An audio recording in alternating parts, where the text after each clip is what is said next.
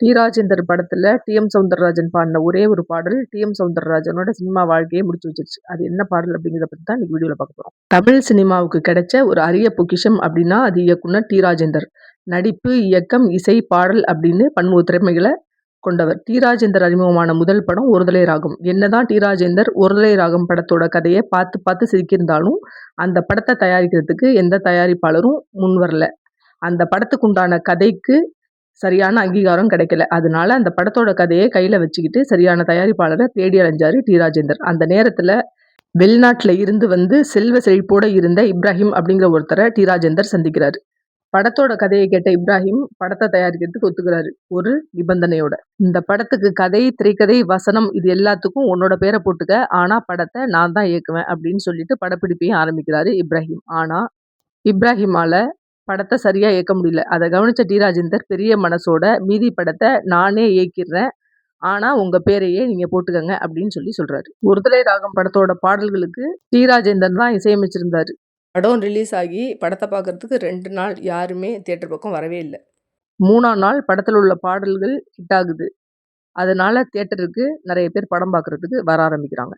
இந்த படத்தை ரசிகர்களோட பார்க்க போறாரு டி. ராஜேந்தர். ஆனா டைட்டில் கார்டு போடும்போதே அந்த இடத்த விட்டு வெளியில கிளம்பி வந்துடுறாரு.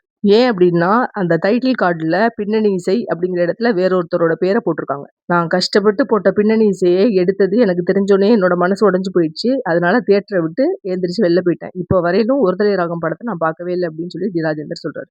ஒருதலை ராகம் படத்தால என்னோட சினிமா கெரியரே முடிஞ்சிருச்சு அப்படின்னு டி.எம். சௌந்தரராஜன் ஒரு நேர்காணல்ல சொல்லியிருக்காரு. இந்த படத்துல வர 2 பாடல்களை நீங்க பாடணும் அப்படின்னு டி. ராஜேந்தர் என்கிட்ட கேட்டப்போ என்ன பாட்டு பாடணும் அப்படின்னு சொல்லி நான் அவர்கிட்ட கேட்டேன். 400 ராசியிலா ராஜா அப்படின்னு தொடங்குற பாடல் வரிகளை என் கையில கொடுத்தாரு.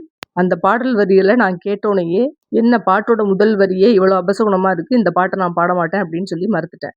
அதுக்கப்புறம் டி. ராஜேந்தர் என்னை சமாதானப்படுத்தி அது படத்தோட சிச்சுவேஷனுக்கு ஏத்த மாதிரி எழுதப்பட்ட வரி தான், அதுக்கும் நீங்க பாடுறதுக்கும் சம்பந்தம் இல்லை அப்படின்னு சொல்லி என்ன அந்த பாட்டை பாட வச்சாரு. சரி, படத்துல நான் பாட வேண்டிய 2வது பாட்டு என்ன அப்படின்னு சொல்லி டி. ராஜேந்தர் கிட்ட நான் கேட்டேன்.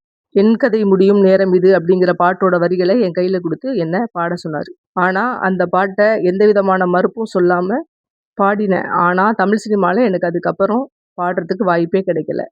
தெலுங்குல ஒரு சில பாடல்கள் நான் பாடினேன். டி. ராஜேந்தருக்காக அவர் படத்துல பாடின அந்த 2 பாடல் என்னோட ஒட்டுமொத்த சினிமா வாழ்க்கையுமே முடிச்சு வச்சிருச்சு அப்படின்னு டி.எம். சௌந்தரராஜனே ஒரு நேர்காணல்ல சொல்லியிருந்தாரு. இந்த வீடியோ உங்களுக்கு பிடிச்சிருந்துச்சுன்னா லைக் பண்ணுங்க, ஷேர் பண்ணுங்க, சப்ஸ்கிரைப் பண்ணுங்க. மறக்காம கமெண்ட் பாக்ஸ்ல கமெண்ட் பண்ணுங்க. நன்றி.